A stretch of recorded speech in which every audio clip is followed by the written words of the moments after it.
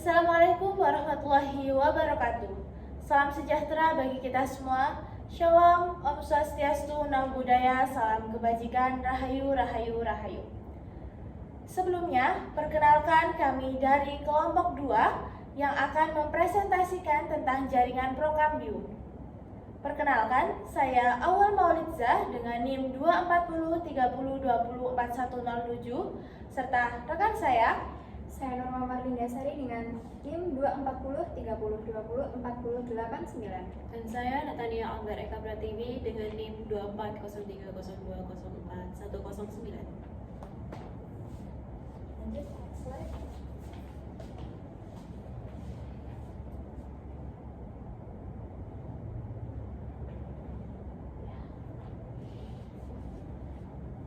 Sebelum ke Prokambium, kita akan lebih dahulu membahas meristem. Di sini, meristem berdasarkan letaknya dibagi menjadi 3, yaitu meristem apikal, meristem interkalar, dan meristem lateral.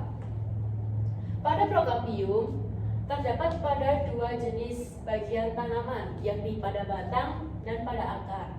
Pada batang, Prokambium terletak di antara meristem apikal dan meristem interkalar, sedangkan pada akar, Prokambium terletak di ujung akar.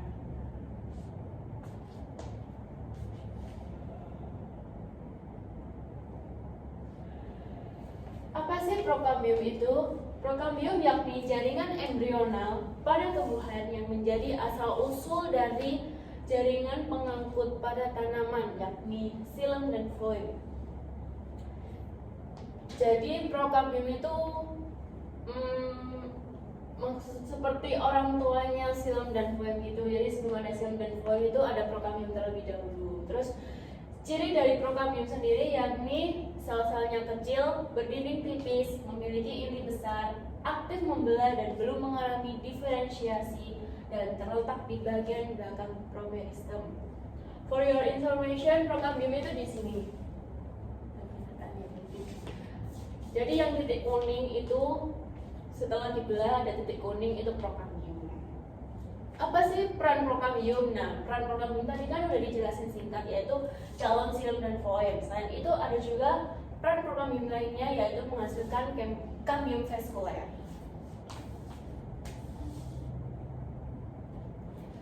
Oke, selanjutnya ada proses dari Prokambium. Pada gambar atau pada slide PPT di depan itu ada yang sebelah kanan itu adalah gambar dari xilem dan sedangkan yang sebelah kiri itu ada phloem.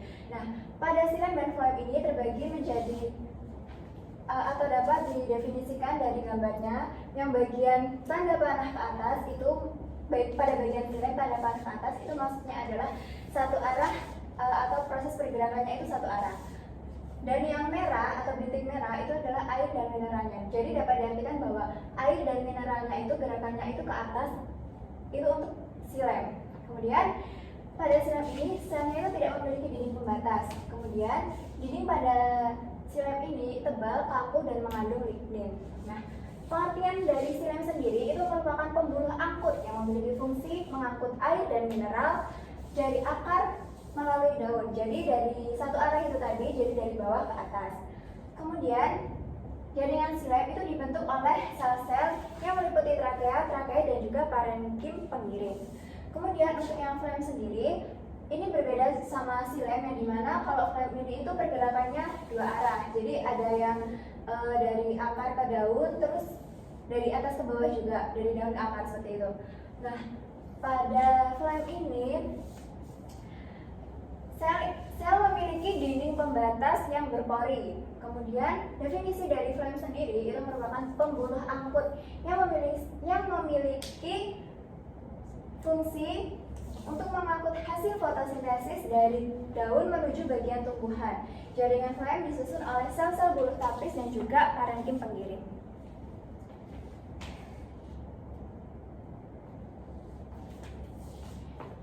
Nah, untuk pertumbuhan primer, di sini ada contoh gambar yang dimana yang bagian sini atau bagian bawahnya ini adalah ujung akar. Kemudian yang bagian atas itu adalah ujung batangnya. Nah, pada pertumbuhan primer ini tuh disebabkan dari pembelahan sel-sel yang menyusun jaringan meristem apikal. Kemudian pada pertumbuhan primer ini, jaringan meristem tersebut itu merupakan sebuah jaringan yang aktif dalam membelah. Kemudian terjadinya pertumbuhan primer ini tuh pada ujung akar dan ujung batang. Itu disebut dengan meristem apikal. Seperti di contoh gambar di sini itu ujung akarnya, terus yang di atas itu adalah ujung batangnya. Seperti itu.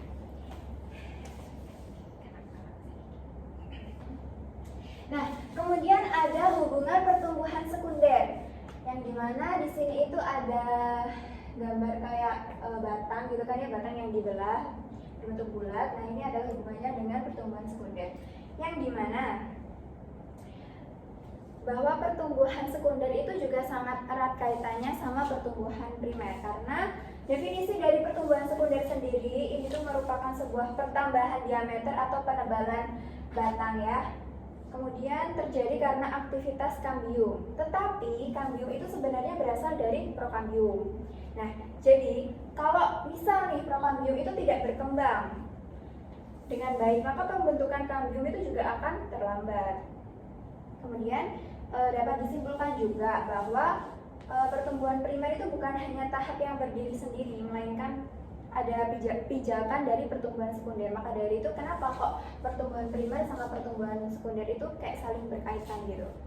Terus di sini kita juga bisa mengetahui ya bahwa tanaman itu juga memiliki prokambium. Jadi tanaman itu harus memiliki prokambium yang sehat agar apa? Agar proses pertumbuhannya itu nanti juga bakal optimal kayak gitu. Terus sebaliknya jika prokambiumnya itu terganggu, jadi proses pertumbuhannya itu nanti juga akan lambat atau tidak optimal. Oke, next slide.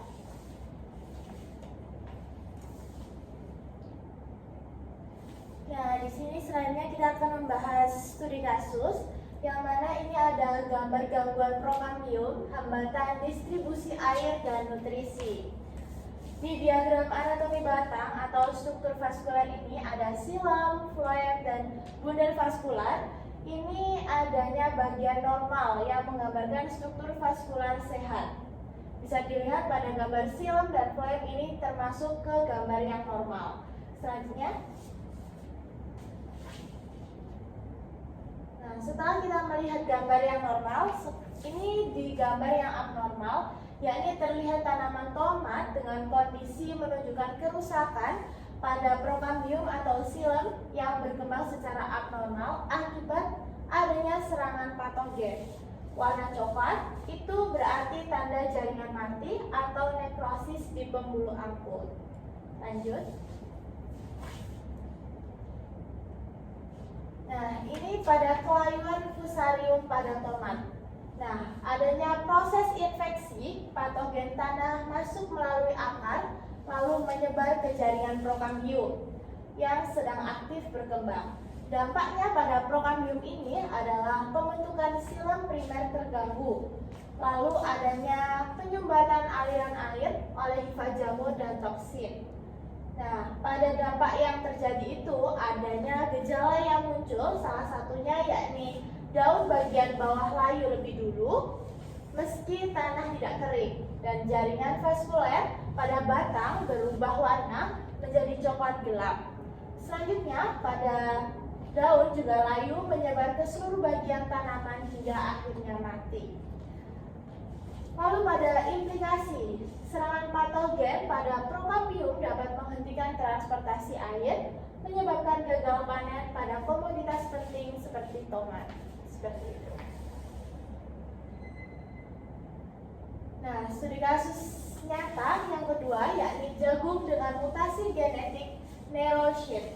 Penyebabnya adalah mutasi pada gen pengatur pembelahan prokambium.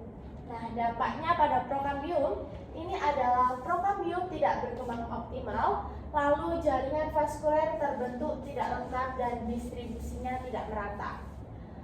Gejala yang muncul yakni adanya daun sempit dan jumlah layar daun lebih sedikit, pertumbuhan tanaman lambat, batang lebih kecil, dan produktivitas berkurang karena aliran air dan hasil fotosintesis tidak lancar.